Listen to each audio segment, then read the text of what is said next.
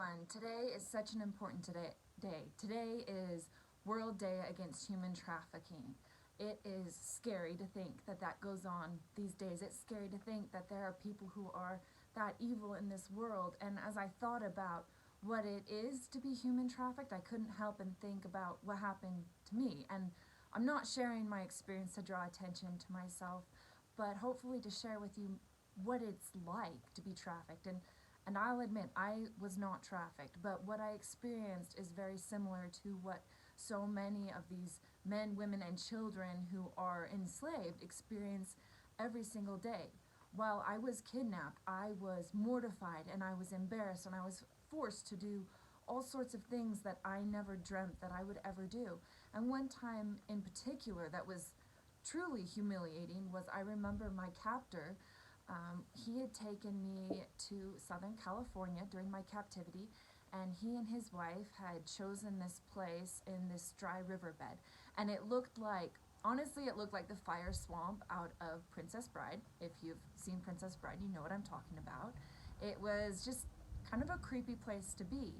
And while I was there, my captor would bring back all sorts of different kinds of alcohol. And one night in particular, he brought back this 6-pack of beer, and actually I think he brought back 2 6-packs of beer. And I mean, I was 14, like I had never drank alcohol in my life. And I remember he passed me a beer and he said, "You cannot eat anything, you cannot sleep until you drink this beer." And that's how, I mean, honestly, that's how it usually went. Whenever they wanted me to drink alcohol, it was always, you can't do this, you can't do that, you can't have food until you drink this alcohol. And so eventually I would give in and just drink the alcohol to get it all over with, so I could sleep, so I could eat, so I could have some water.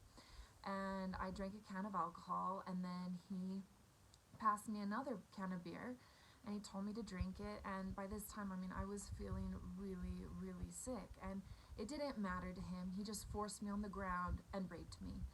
And it wasn't the first time that I was raped, but I just felt completely incapacitated. I couldn't move, I couldn't fight back, I just felt sick. And I remember as I laid there on the ground just feeling like I was gonna throw up, and he passed me this bowl if I was gonna throw up, because I think he could tell I was really close to that point.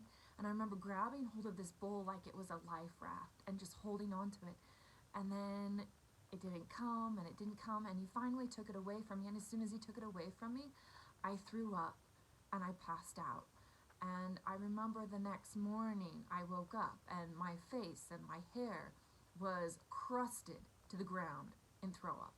And I just felt like I had really truly hit rock bottom. I was so mortified. I was mortified that someone could take such pleasure in my humility, in my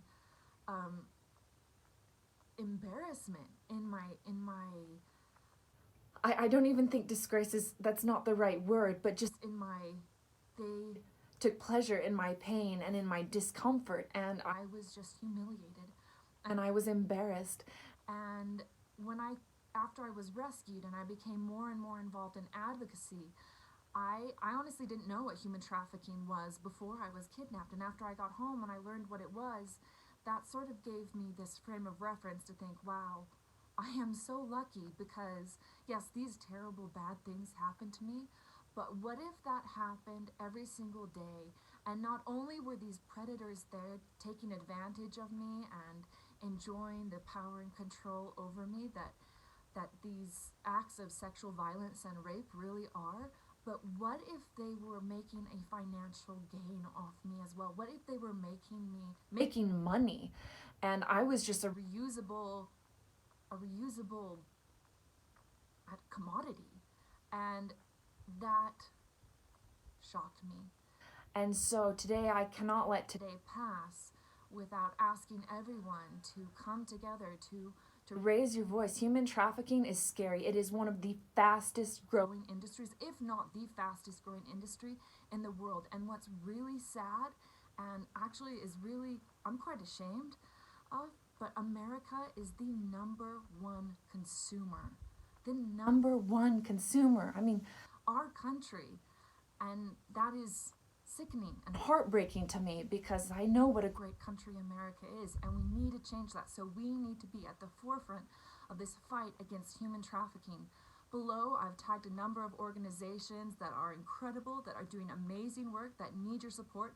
But I know I haven't even touched the tip of the iceberg of all the amazing organizations out there. So please write in the comments, tag the organizations that you know of that are doing amazing work.